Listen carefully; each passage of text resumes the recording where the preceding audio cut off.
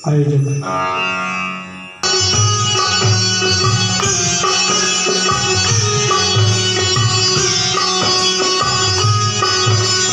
भागवत भगवान की है आरती, पापियों को पाप से है तारती। श्री भागवत भगवान की है आरती, पापियों को पाप से है तारती।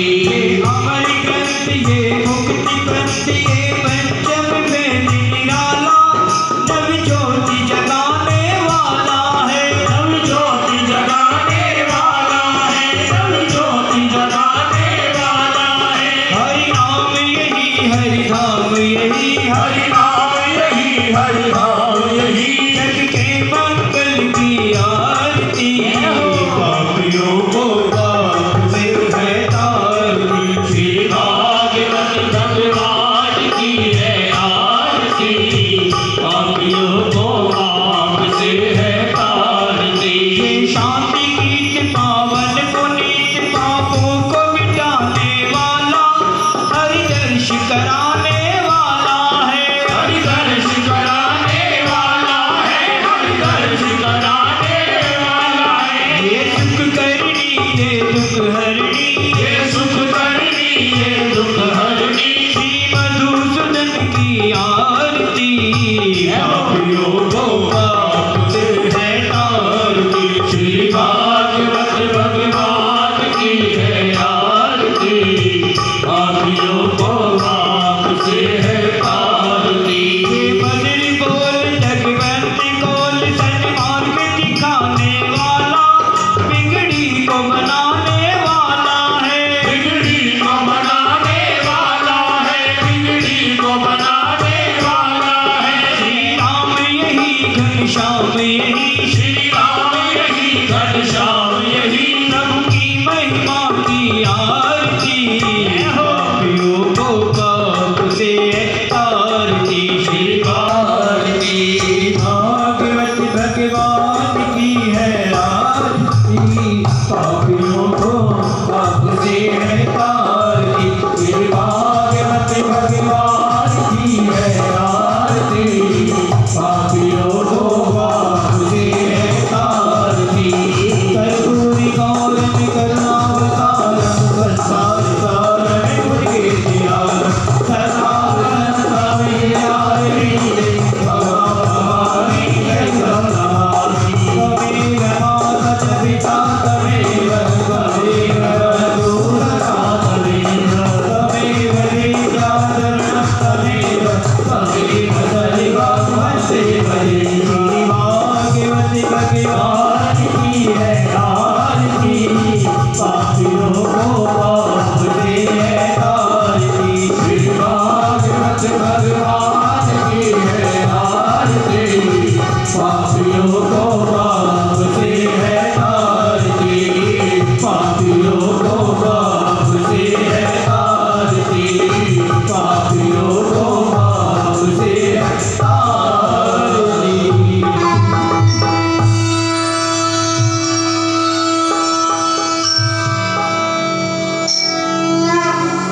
बोली श्रीमद् भागवत पुराण की आरती लेनी है सब।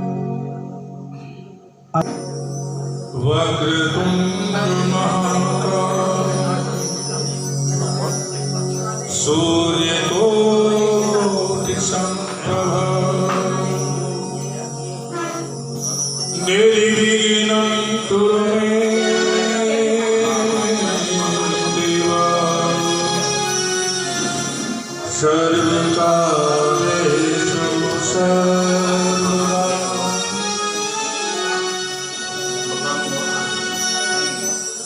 गुरुर्ब्रह्मा गुरुर्विष्णु, गुरुर्देव महेश्वर, गुरु साक्षात् परब्रह्म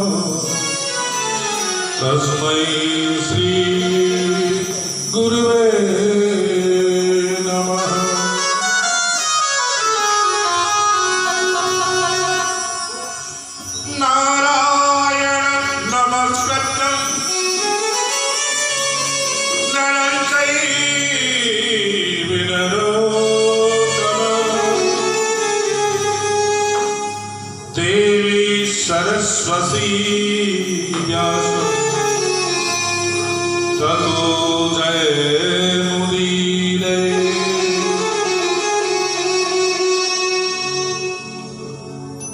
विघ्न हरण मंगल करण श्री गणपति जी महाराज और प्रथम निमंत्रण आपको प्रभु पूरण की का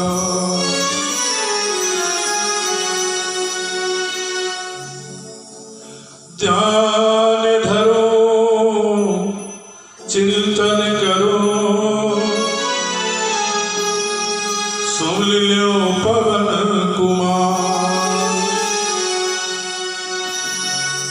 कलयुग में महिमा तुम्हारी जानत है संसार। आओ विराजो भवन बिच सुनो केसरी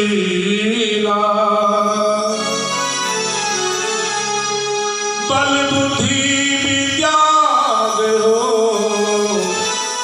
और काटो भंग हमारो।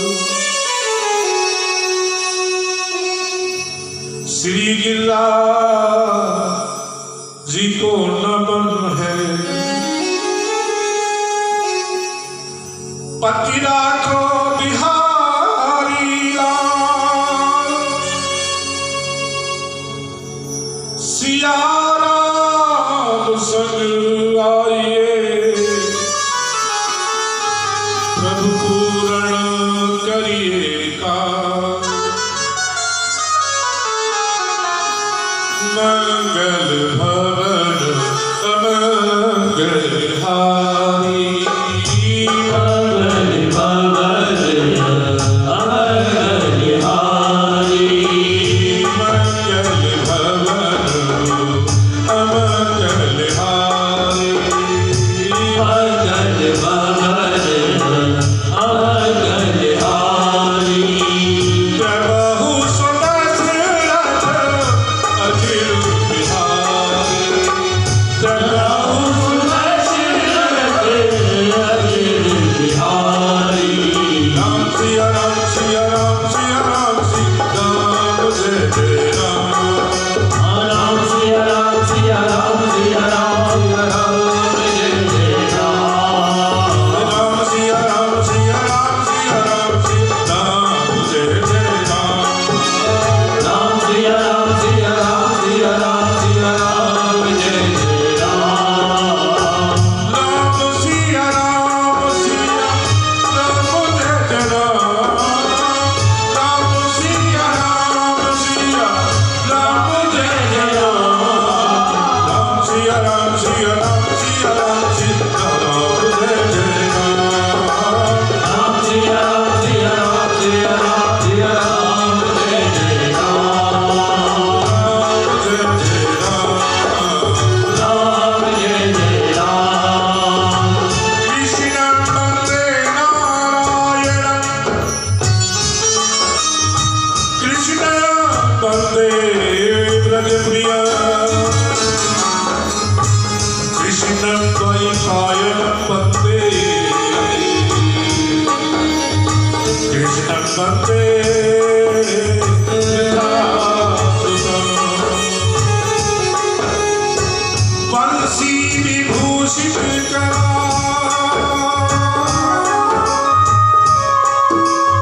नवनीत पीतांबर तरुण फला भरोसा।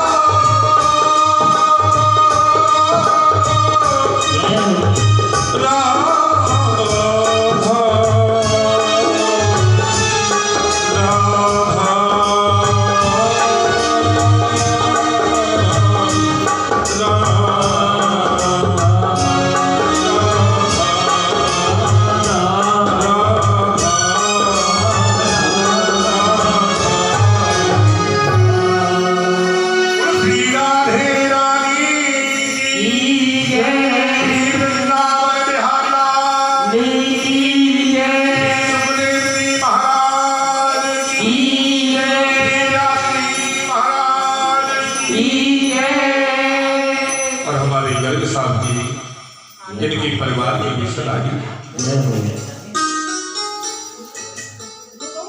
आज बड़ा ही पावन दिन है और हमारे लिए तो बड़ा ही हर्षित है। आइए जाने भर को आज सभी आए हुए भक्तों का श्रीमद् भागवत की छत्र छाया के अंदर आप सभी का सादर अभिनंदन। बड़े ही भाग्यशाली होते हैं लोग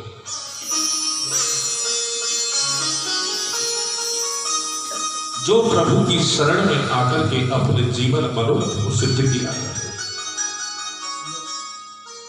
वरना आज की दुनिया में इतना वक्त का किसी के पास नहीं।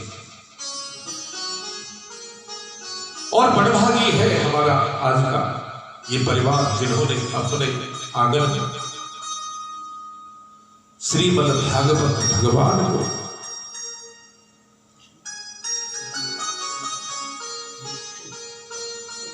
अपने घर में बुलाकर भगवान के श्री अमृत स्वरूप पान करने के लिए अपने बहुत बड़े कीमती वक्त को आज भगवान के लिए समर्पित करने जा रहे हैं। वरना तो आप लोग देखते ही होंगे आजकल मोबाइल ने हमारा सब कुछ छीन लिया।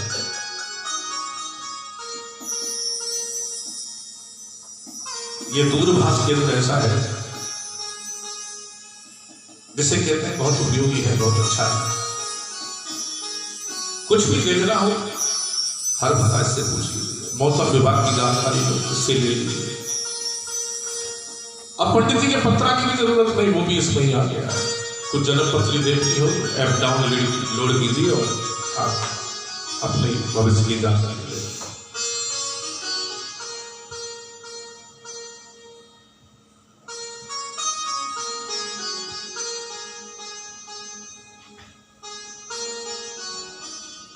ब्राह्मण संत और गुरु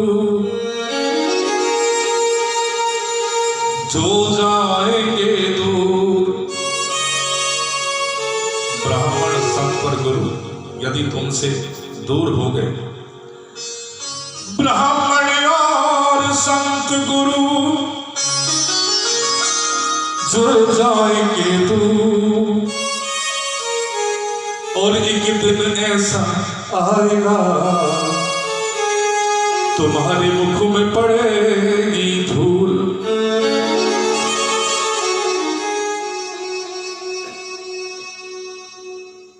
जब भक्त नहीं होंगे तो फिर भगवान कहाँ होगा। हर एक समस्या का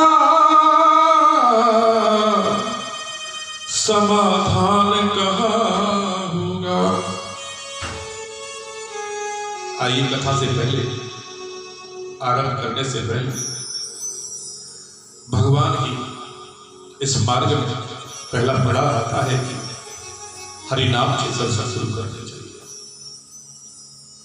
सो इसी माध्यम से अपनी जिंदा को पवित्र करेंगे। जब भक्त नहीं होंगे भगवान कहाँ होगा। जब भक्त नहीं होंगे भगवान कहाँ होगा। जब भक्त नहीं होंगे भगवान कहाँ होगा। जब भक्त नहीं होंगे भगवान कहाँ होगा। हर एक समस्या का समाधान कहाँ होगा। जब भक्त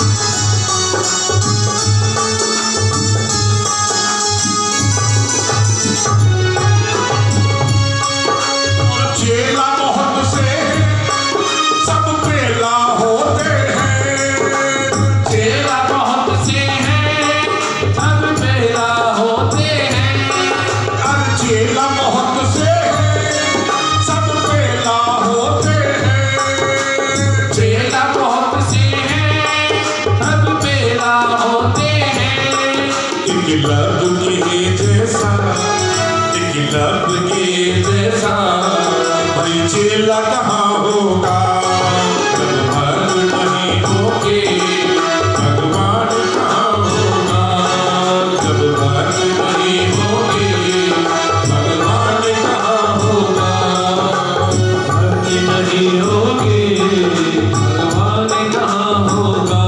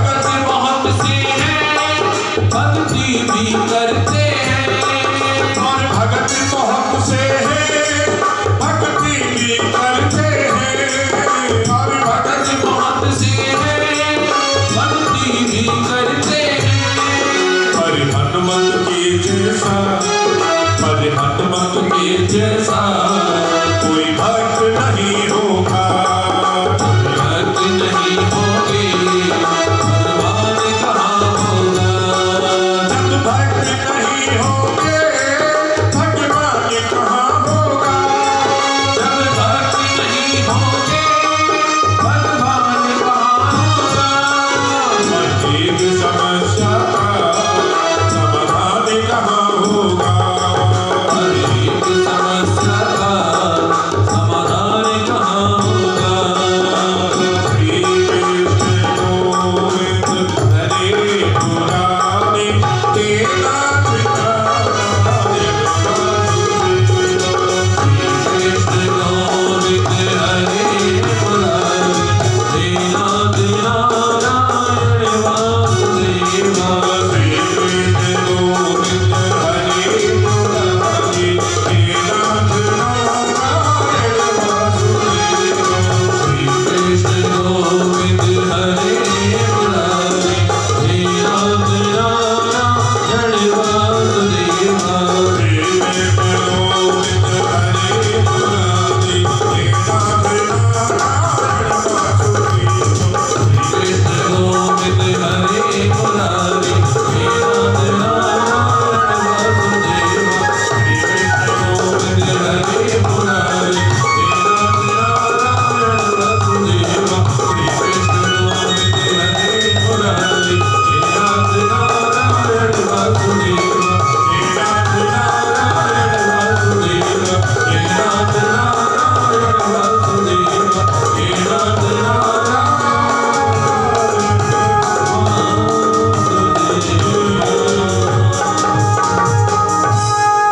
बोली भक्त भगवान जाने बंधु, श्रीमद् भागवत कथा है क्या, कब करानी चाहिए, कब सुननी चाहिए, कैसे सुननी चाहिए, क्या नियम है इसके कराने के, क्या खर्चा होता है, जिसका होता है, बाकी लोगों का तो चर्चा ही होता है। अच्छी कराई है, बुरी कराई, बस ये दो शब्द के ज्यादा कुछ नहीं।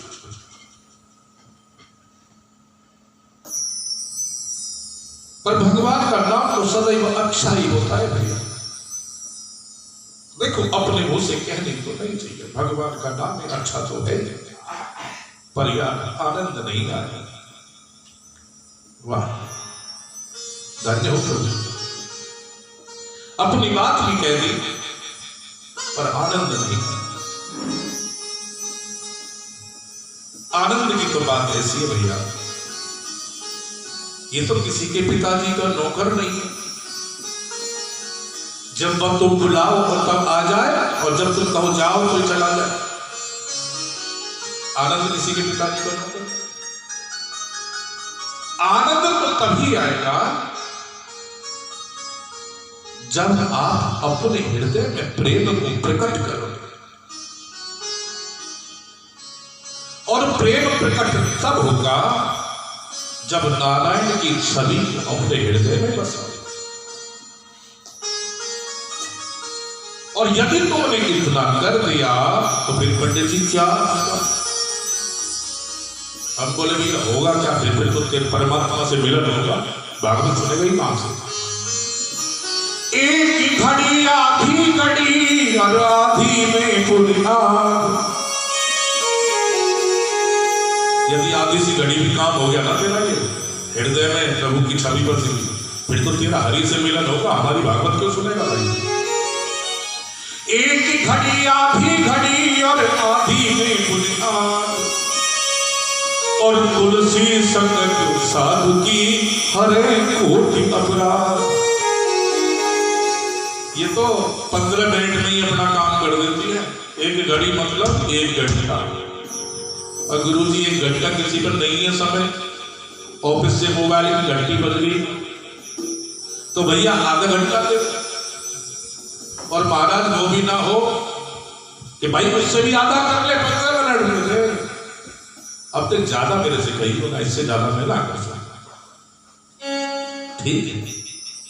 इधर सुंदरी महाराज व्यास जी लिखते हैं, जन्म जन्मांतरे भवेत पुण्यम तदा भागवतम लभे। जब जन्म जन्मों का पुण्य उदय होता है, बहुत सारे पुण्य इकट्ठे हो जाते हैं, तब श्रीमद् भागवत कथा रसपान करने का ये दुर्लभ अवसर हमें प्राप्त होता है।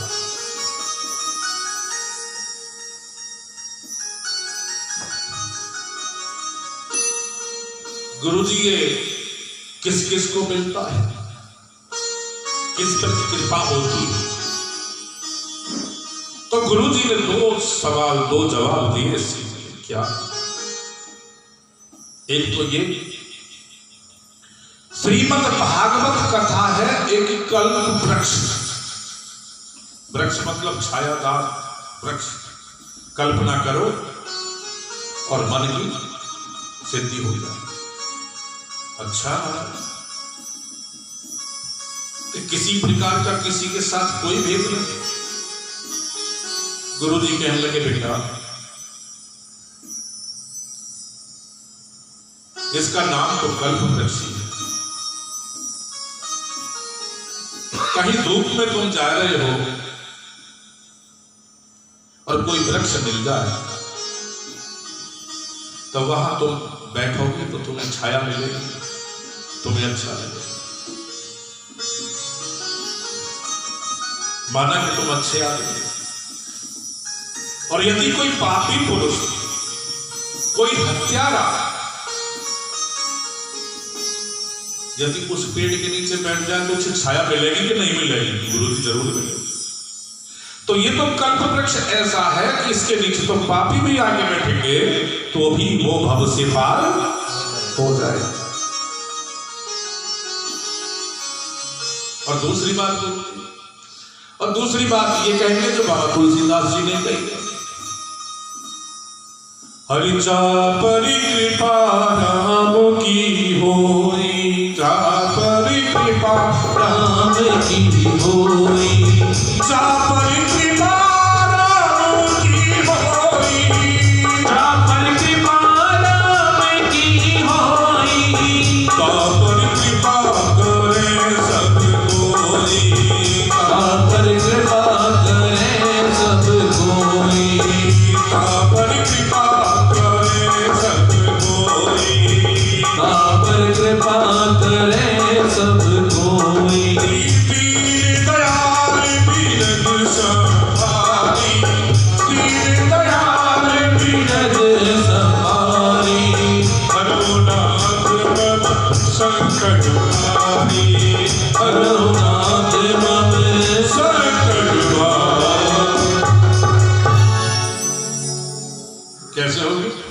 जब प्रभु की कृपा होगी तभी तुझे कृपा मिलेगी, अन्यथा नहीं मिलेगी। ये प्रभु इस प्रकार के दीन दयाल हैं, जिससे चाहे उसे बुलाए और जिसे ना चाहे वो चाह करके भी नजदीक नहीं आता। दीन दयाल बिरम संभारी और हरौ नाथ मम संकट भारी।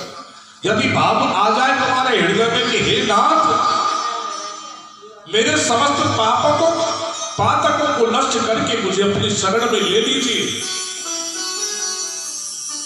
तो फिर इनकी मजबूरी बन जाती है। फिर तो भगवान को कृपा करनी ही पड़ती है। जैसे आपने जिद सुनी होगी, बालहट सुना है आपने? बालहट। दूसरा है राजहट, और तीसरा हट तो ऐसा हट नहीं हो जिसका नाम लेने से मैं भी घबराता हूं। तीसरे हट का तो मैं नाम ही नहीं ले पाता जल्दी से। वो हट तो हमारी देवियों के अंदर है, सर्वशक्तिमान विराज करके, और उससे उसका विरोध कभी करने की कोशिश भी मत करना। मेरी तो सलाह यही है आपसे। कहिए जय श्री राम। आज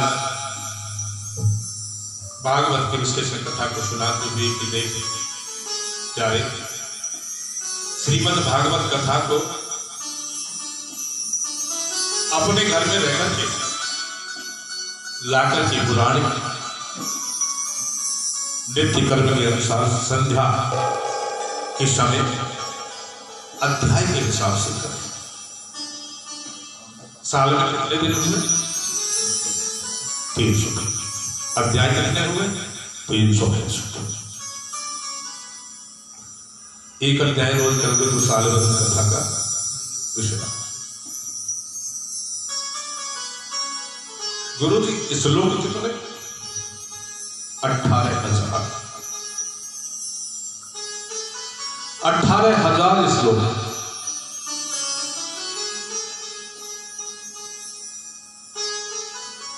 तो लगभग 1,500 श्लोक महीने के हो गए कि नहीं हुए?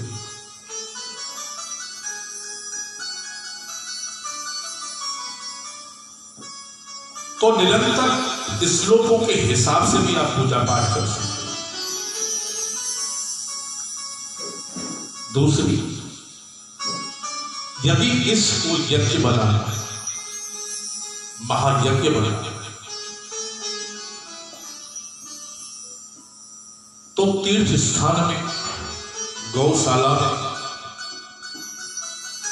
जहां नदी का निर्मल नीर बह रहा है,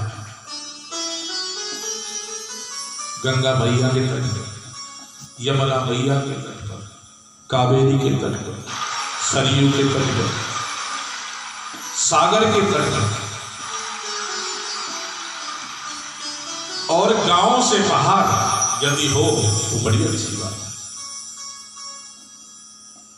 तो गुरुजी फिर घर घर में भागवत कथा हो रही है, ये क्यों सुना रहे हो? सही बात है कि बेटा भागवत जी में एक लेख आ गया है कि जब भक्तों का एक सीमित संचय स्थान एकत्र हो जाने का हो, जहां बहुत सारे भक्त एकत्र इकट्ठे हो जाए, वो स्थान तीर्थ के समान। इसलिए उसी तीर्थ की पदवी देकर के श्रीमद् भागवत कथा का रसपान किया जा सकता है। गुरुजी नियम क्या है भैया? महीना भर पहले तो प्लानिंग करें, सोचे समझे अच्छी तरह से कि सोचने समझने की क्या जरूरत। गुरुजी जो काम करना है करना नहीं बेटा, ये काम ऐसा नहीं करना है करना। इसमें साधु संत भी आते हैं, बिना बुलाए मेहमान भी आते हैं, सबका सम्मान रखना जरूरी है, सबको भोजन कराना जरूरी है, सबके लिए व्यवस्था करनी जरूरी है।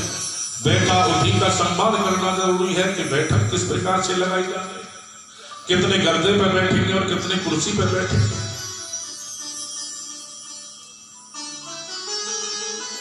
तीन तरह के श्रोता भी आते हैं। गुरु जी श्रोता तो हमने एक ही तरह का सुना, पर आप कह रहे हैं तीन तरह के श्रोता।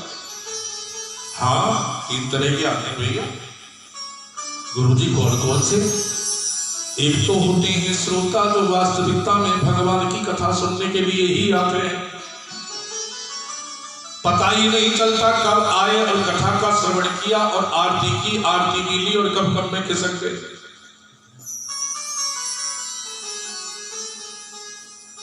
कुछ श्रोता होते हैं। श्रोता का काम क्या है भैया? जो तुम कथा सुन के आए हो रास्ता में मिलेगा, कहने लगे आनंद ना आया, तो कहां से बुलाए बात जी, कौन सी जगह से, कौन से बारे हैं, हमने तो सुने ना नहीं। पर जो बात है यार, आवाज बहुत मोटी भारी हो गई है, पता नहीं कुछ गाएंगे बजाएंगे नहीं करेंगे। और तुम तो बहुत बड़े भगत हो भाई, तुम तो रुकोगे नहीं हमारे कहने से। यानी कि हमेशा द्वंद्व करने की बातें उनके पास रहती है और तुम्हारी की कराई भक्ति को वो 1 मिनट में साफ करने की ताकत रखते हैं। उन्हें होते हैं श्रोता, और श्रोता का काम होता है सुपारी काटना। जो श्रोता सुपारी को काट देता है तो तुम्हारी ये छोटी सी भक्ति क्या चीज। और तीसरे होता है इन्हीं पर से ये रह को हटा दो और वो की मात्रा लगा दो, सोता। वो बेचारे ऐसे घर से परेशान रहे, कहीं मौका लगे कभी कभी भागवत कथा सुनने का, क्लेश बहाने से आज घर से निकल के जाएंगे, घर में तो बच्चे दिन ना दे रहे, कोई ना कोई काम लगा रहेगा। फलाने के यहाँ कथा हो रही है, चलो कथा में गए भी, कथा सुनने वाला होगा तो कथा सुनेंगे, ये तो सुनने वाले ही नहीं है, उन्हें तो आराम चाहिए। तो पहले तो यूं देखेंगे कि घर को कोई विश्राम करने की जगह है, जो आराम से बैठे हैं, कोई रोका टोकी ना। तो सबसे पीछे जाकर के देखेंगे कोई सोफा कुर्सी, कोई पेड़ जिसके उसमें अपना पीठ लग जाए आराम से, कोई बांस बल्ली और ऊपर से हो जाए, आराम से बैठे रहेंगे, उन्हें कोई नहीं पता। जब जयकारा लगेगा, अच्छा महाराज जी ने लगाया, जब इतना जाना है तो महाराज जी ने लगाया है। उनसे जाके एक बार पूछना, कभी गलती से ही पूछना, भाई साहब आपको कथा में गए? हाँ महाराज जी बहुत अच्छे हैं, कथा बहुत बढ़िया चल रही है आपके यहाँ, कथा करिए। आज कौन सा प्रकरण, ये तो हमें कुछ पता नहीं है, देखो जी पर कथा बहुत बढ़िया चल रही है। भाई कैसी बढ़िया चल रही है जब तुझे कुछ पता ही नहीं है कि कथा कौन सी थी, आज क्या प्रसंग था, पर कथा बहुत बढ़िया चल रही है। तो वे है श्रोता, परंतु श्रोता से तो वे अच्छे हैं, कम से कम किसी की बात को काटते तो नहीं है। भगवान की कोई बात हो रही है तो उसे कह देते हैं हाँ भैया बहुत बढ़िया, वो सरलता से अच्छे होते हैं। तो 3 प्रकार के श्रोता भी आपने दिखा दिया।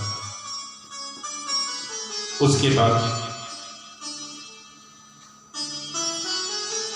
प्रथम तो ये भैया कि गुरु जी के मुखार बिंद से और एक मूल पाठ करने वाला आचार्य साथ में रख कर श्रीमद् भागवत कथा को आप पूर्ण कर सकते हैं। परंतु भौतिक युग है, संगीत की माता शारदा देवी है, माता सरस्वती के बिना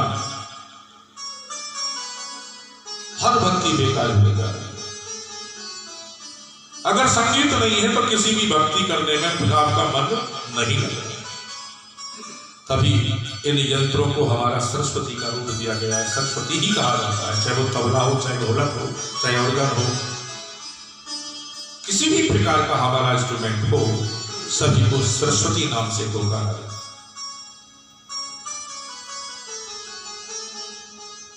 आप कहोगे कि हनुमान जी ने महाराज ऐसी भक्ति की, हनुमान जी ने जितना चिंतन किया है, हनुमान जी ने उतना गाया भी है। राम नाम की माला जपते हैं,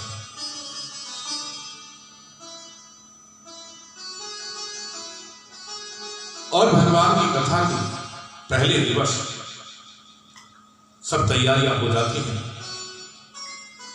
अगले दिन कलश यात्रा निकलती है।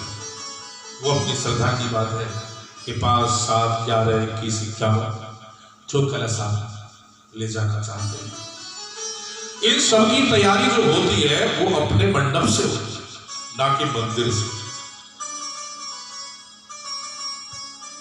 हमारे लिए भी एक विषय बन जाता है जब कोई यूं कहता है कि पंडित जी हमने तो ऐसा किया था, हमने तो वैसा किया था, हमने ऐसा देखा था, तो हमारा चित्त कहता है कि हम बोलना बंद कर दें उस समय। शायद हो सके कि हमने कुछ नहीं देखा है, इन्हीं की सुन लीजिए। तो ये श्रीमद् भागवत कथा करा कौन रहा है? हम। करने वाले हम। वस्तु हमारी लगे, धन हमारा खर्च होता है, फूल हमें लाने, तो सारी जिम्मेदारियां वो स्वयं की सेल्फ डिफेंस होती है। दूसरों से तो मतलब नहीं होता है, दूसरे भक्तों का तो सहयोग होता है। उन्हें अपने घर पे बुलाना, माता बहनों को उनकी सिर पे कलश रखना, ये एक बड़ा पुण्य का कार्य होता है। कलश अपने तैयार करो और उनके सिर पे रखो, आपके साथ साथ जाएंगी। भक्ति स्वरूपा देवियां हैं, सभी भक्ति का रूप लिए होती हैं, आदरणीय होती हैं, सम्मानित होती हैं, उनका भी आशीर्वाद आपको प्राप्त होता है। इसलिए कलश भी जितने हो सके सब अपने ही होने चाहिए। बोलिए भक्तवत्सल भगवान।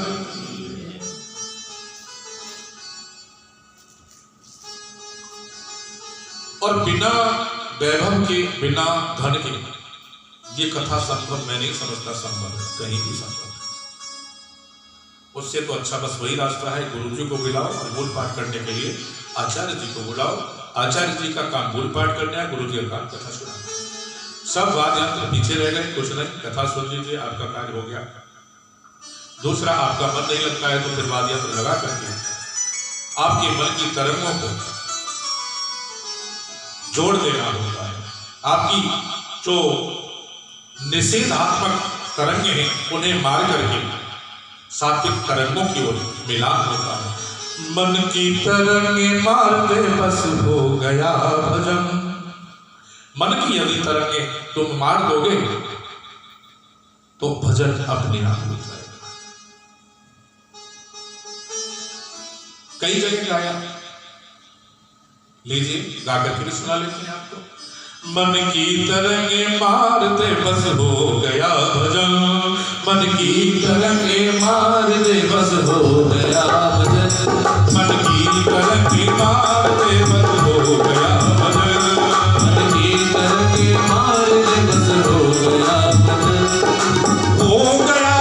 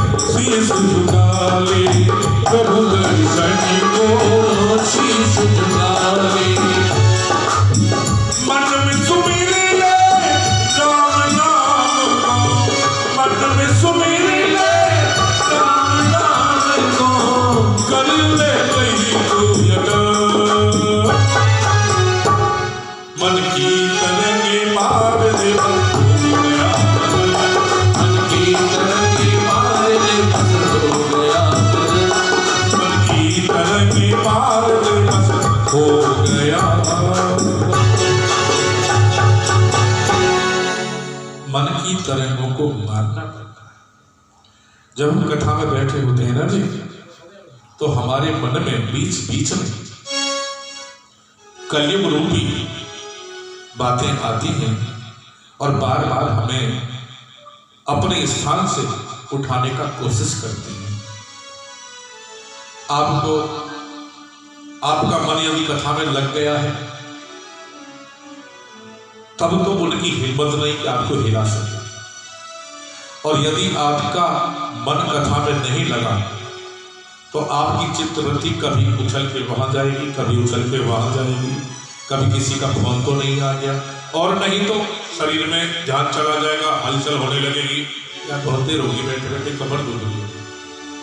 पर प्यारे प्रेमियों, व्यास जी को पूछ के देखो, वो अपनी गलती पे, आप तो उठ के जा भी सकते हो, आ भी सकते हो,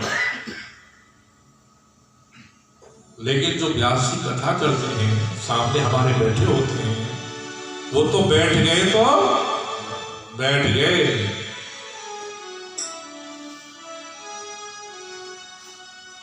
और जी क्या होना चाहिए?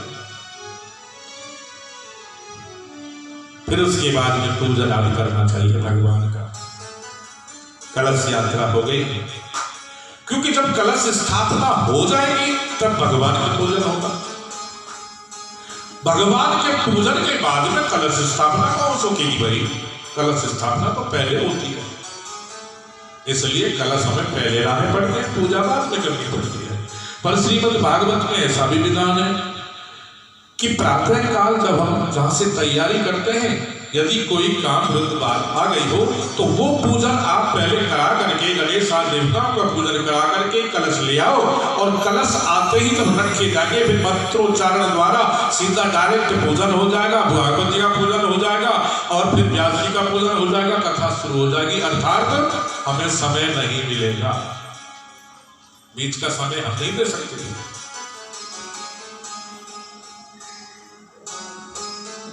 दूसरा विधान, सप्त दिवस के हिसाब से जैसे जैसे हमारे पर्व आते हैं श्रीमद् भागवत में, उनको बड़ी उत्साह के साथ मनाओ, जितना संभव हो सके उतना अच्छी तरीका से।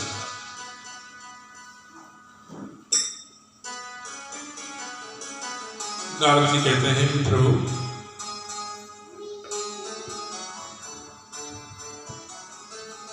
दक्षिणा का विषय कैसा है? ओम प्रतेन दीक्षा मापनोति, दीक्षा मापनोति, श्रद्धा श्रद्धा सत्यमाप्यते। भगवान क्या कहते हैं कि जितना वैभवशाली यजमान हो उतनी वैभवशाली दक्षिणा हो।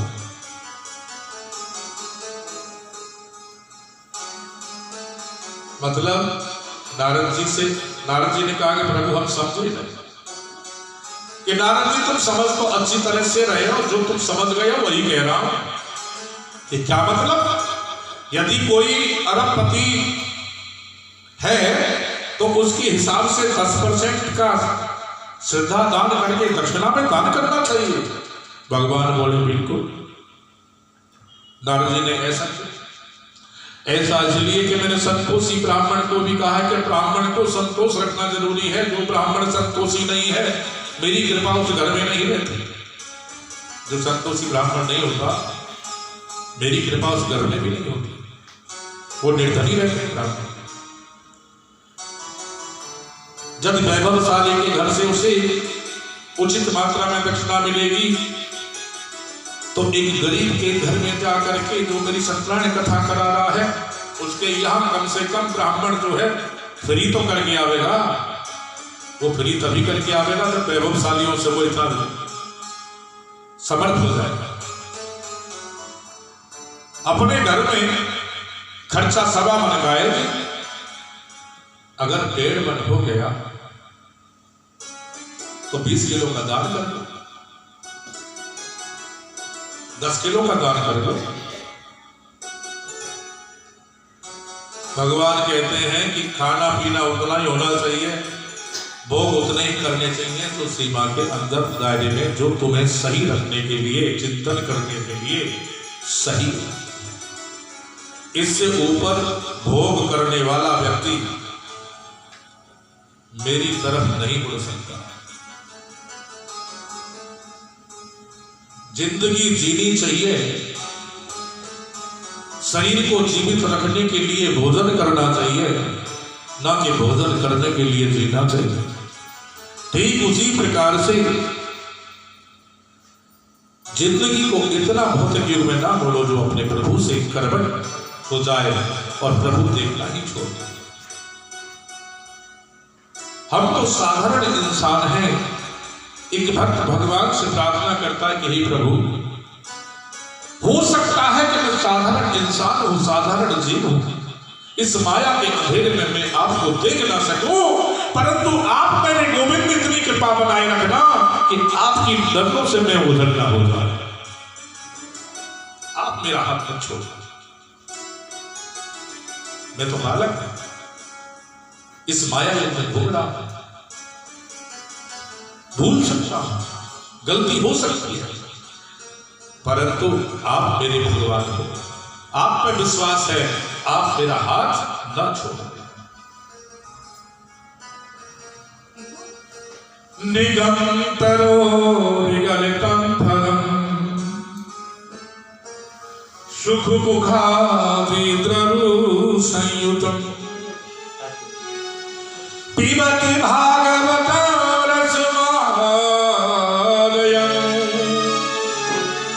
रसिका मुहुरहो रिभुवि भावुका। ये भगवान की कथा निगम तरोर गलितम। निगम तरोर गलितम, निगम तरोर का मतलब हो गया कि ये फल ऐसा है जिसमें गुद्दा ही गुद्दा है, सब खाने युक्त है, फेंकने युक्त कुछ है ही नहीं, फेंकने वाली कोई चीज वस्तु है ही नहीं इसके। निगम तरोर गलितम, गलितम का मतलब है पका हुआ, पका हुआ, ये पका हुआ फल। सुख मुखाद, सुख मतलब तोता, तोते के द्वारा जिस फल में चोंच मार दी जाए उस फल का मिठास और बढ़ जाए। सुख मुखाद अम द्रव अम संयुतम, यानी कि ऐसा द्रव समर्पित हो गया है इस फल में। पिबत भागवतम,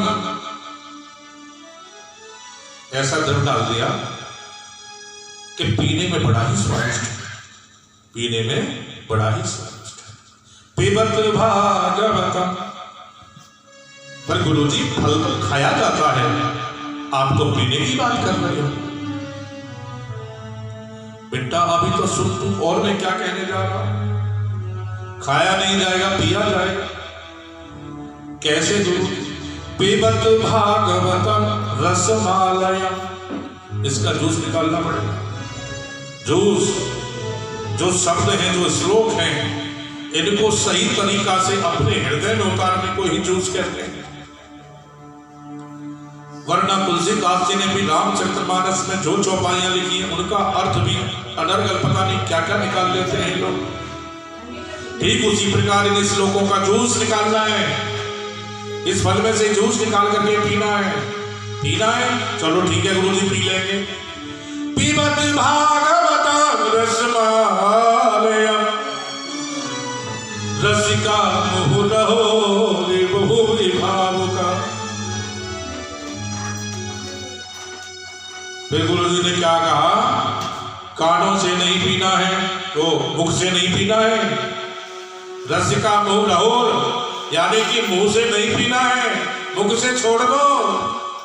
भूमि भावुका, भावुकता से कानों के माध्यम से। क्रवण श्रवण क्रवण रंध्रपुटः,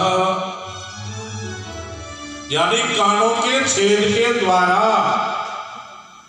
वो रस पीना है। धन्य है गुरु। तो बेटा ये संभव कैसे हो सकता है? ये संभव तभी हो सकता है जब भगवान की कृपा हो, उनसे तू प्रार्थना कर।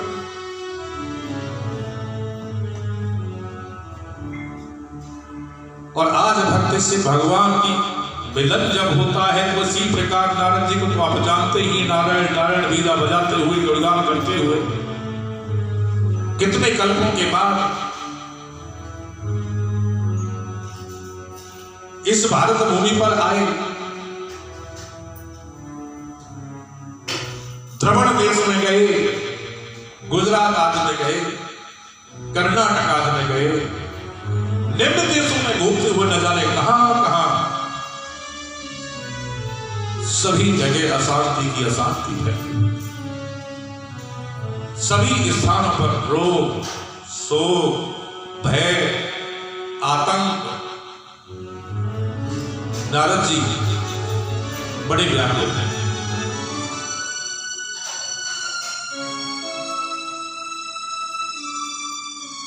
दौड़ते हुए चले जा रहे हैं कि सब कहां जाऊं, क्या करूं इस धरती पर।